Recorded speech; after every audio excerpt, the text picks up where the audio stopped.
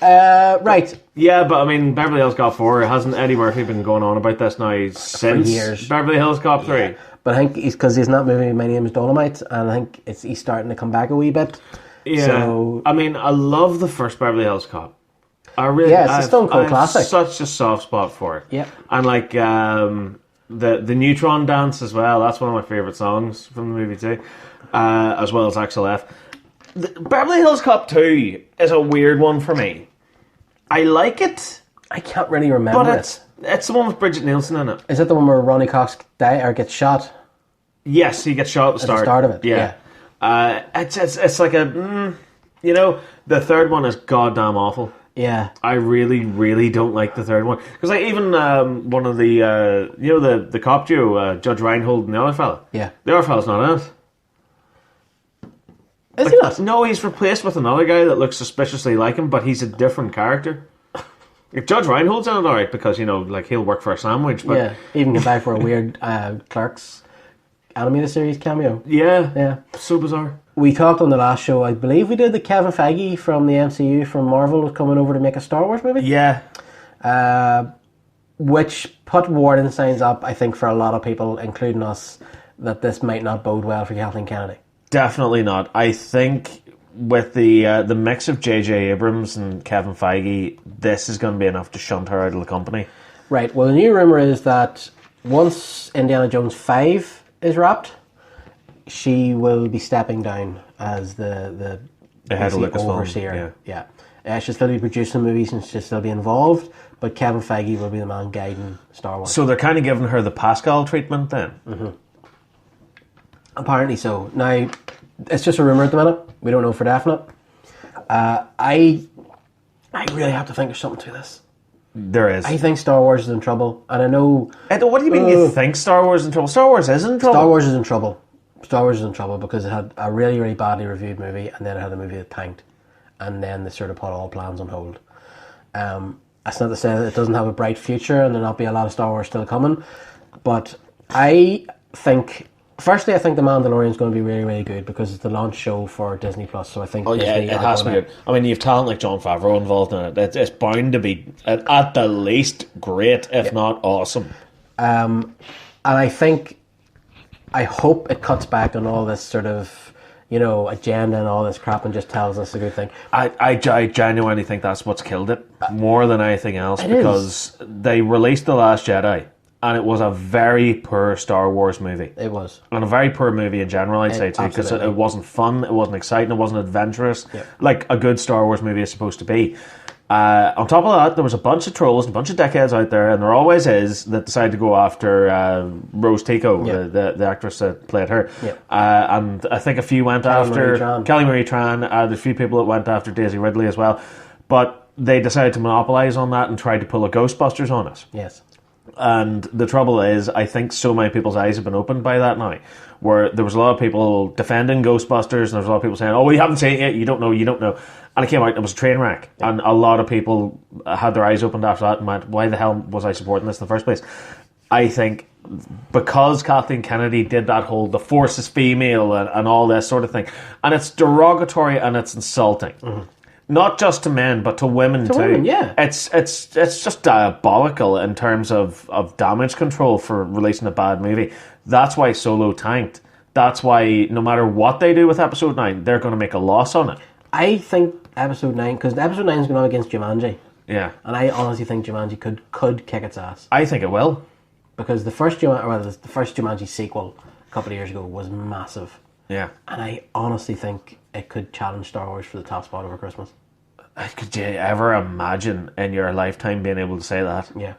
And I hate to say it. Yeah. I hate to say it. And here's the thing, right? I was actually talking to Mark as well on the way up the road. We were talking about Star Wars and everything else. And I know the whole thing about Star Wars now is, if you don't like it, you're racist and you're sexist and everything else. I remember before The Force Awakens came out, there's all those videos. Do you remember before Force Friday, they had the video of Daisy Ridley and what do you call him, plays Finn? Oscar Isaac. Not Oscar Isaac. He was in Attack the Block. God damn it! Why don't I know this? You're getting so old. Right, we'll cut this out as well. Oh, God. We're getting old. John Boyega. John Boyega, yeah. Right, so we'll go back. So I was talking to Martin McCann about this as well on the way up the road, and do you remember before The Force Awakens came out, they shared all the video from before Force Friday, yeah. and it had Daisy Ridley and John Boyega in the Disney store in London. Yeah. And they were looking at all the toys, and they were all excited, and like me and him, and I think you might have been as well, but we were sharing videos back and forth. Yeah. I was so excited. Yeah, the little Sphero BB-8 and all, and like the new Kylo Ren lightsaber. I never thought that's a girl, or that's a black man. I just loved their enthusiasm, and I couldn't wait to see who they were. Yeah. The problem is the movies are bad. Yeah. I mean, Force Awakens I liked. I love The Force Awakens. Yeah, but it's by no means up there in the top tier of Star Wars movies. No. It's a decent jumping off point, don't get me wrong, but like they had to nail episode 8. Yeah, well, I think we excused it for that. It felt like Star Wars. Yeah. It was fun, it was exciting. It was a nice little return to form almost. Yes. But they had to give us something different, they had to give us something truly special, episode 8. They dropped the ball big time on that one. Yeah. Yeah, so I do think, I just think there's something to this, that Kathleen Kennedy could be stepping down. And is Kevin Feige the man? I don't know. I would rather see Jon Favreau or Dave Filoni in the role. Dave Filoni, definitely. But maybe Feige, maybe, you know, as much as I like the MCU and everything else, maybe he's not a one-trick pony. Yeah, you know? I think because he's that type of proper nerd who grew up getting his ass kicked for reading comic books. Yeah. He loved these characters. He loved this world. He loved this universe, be it Marvel, Star Wars, whatever. So he's the right man for the job. I mean, you can say what you like about the MCU. You can say that, yeah, a lot of the movies are quite basic and quite surface level. There's a reason why they're successful. There's a reason why they're so good. He managed to tie together an interconnected universe of over 22 movies now. So I think if there's anyone that they need to be steering this ship right now, it's the likes of J.J. Abrams, J.J. Abrams is an ideas man. He doesn't know how to get you there, but he has an idea. Yeah. And he'll go, yeah, it'll be class if this happened, and oh, but here's a twist where this happens, but really this is happening, blah, blah, blah. So they need someone really to just anchor that down, and I think Kevin Feige's the man for the job. Well, I hope you're right, because I want nothing. And look, this whole thing is going on right now about Daisy Marie Tran, about Rose Tico being edited out of T-shirts and posters and stuff on the first Friday. Yeah. I don't think she's in the movie. Well, the production people that made the thing said that the image that they had of her hadn't been finalised by Lucasfilm. All right. And right up until the end, they were holding off, and in the end, they just had to remove the image because they didn't. It just wasn't cleared. Yeah. Look, Disney aren't bowing to sexists or racists here, because if anything, Disney are going to stand strong against that, as they have done over the last few years, as they should.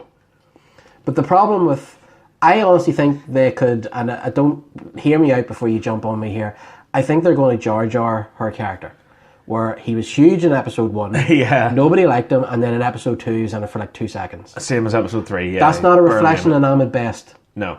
Just as this isn't a reflection on Kelly Marie Tran. No, she seems like a really good person. I'm sure she's a great actor, but her character was crap. But the thing is, the fault lies on both sides there. Where like you have people that liked Kelly Marie Tran's character, confusing her for Kelly Marie Tran. Exactly. You have people that hated Rose Tico as a character, and they confuse her for Kelly Marie Tran. Exactly.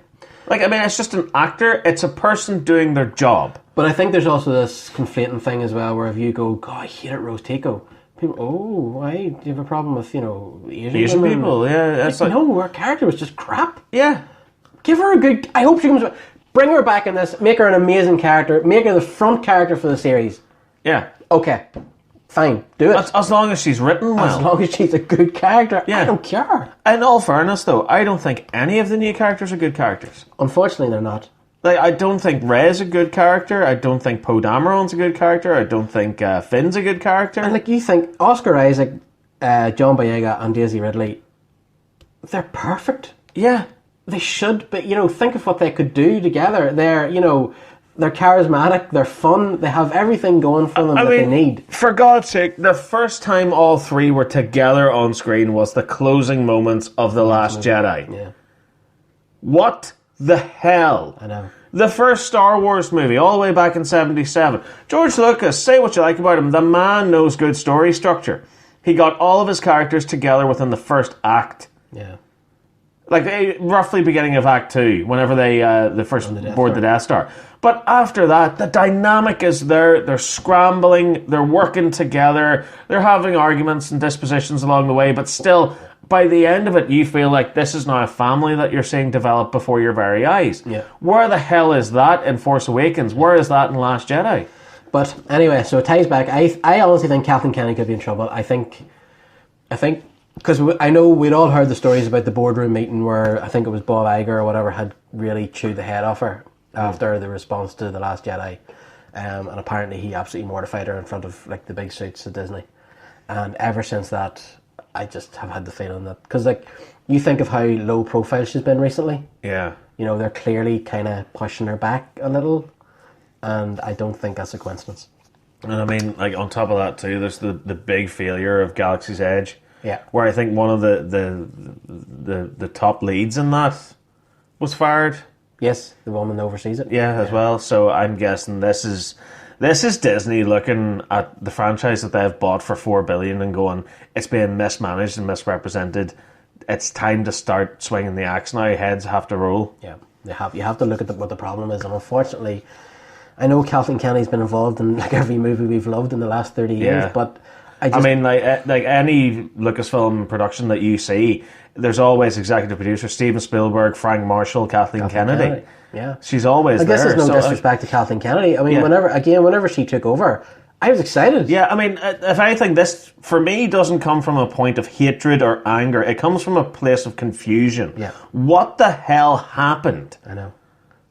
How have we got... Look, we're 2 months out from the last movie in the Star Wars saga, Star Wars Episode 9, and honestly, I don't care. No, same here.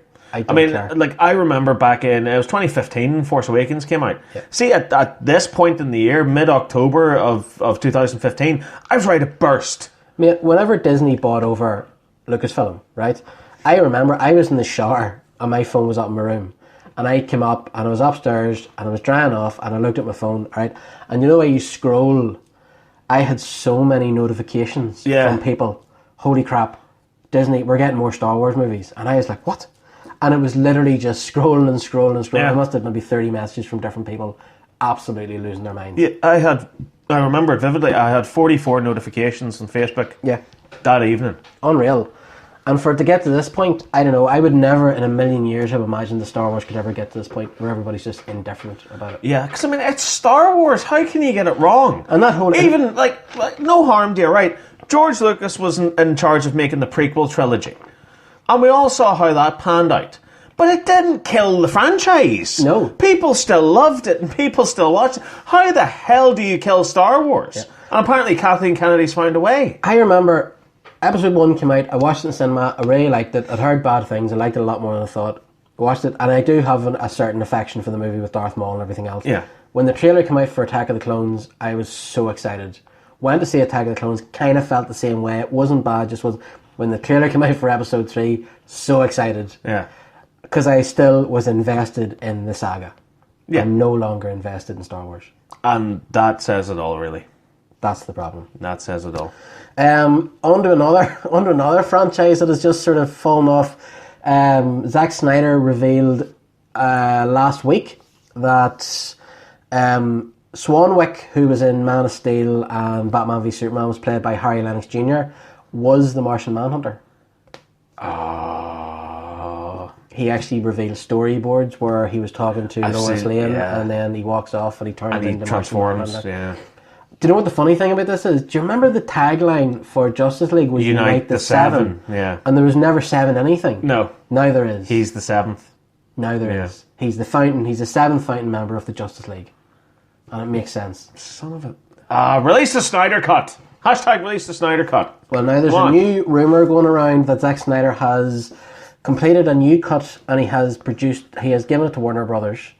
And it would cost minimal amount of money to get it finished and get it out, and they are trying to make a decision on whether or not they're going to release it. Yeah, because I even heard Kevin Smith talking about it as well, where he was saying, like, you can release it as a work print edition, fans will get it. This is another edition. This is only just separate.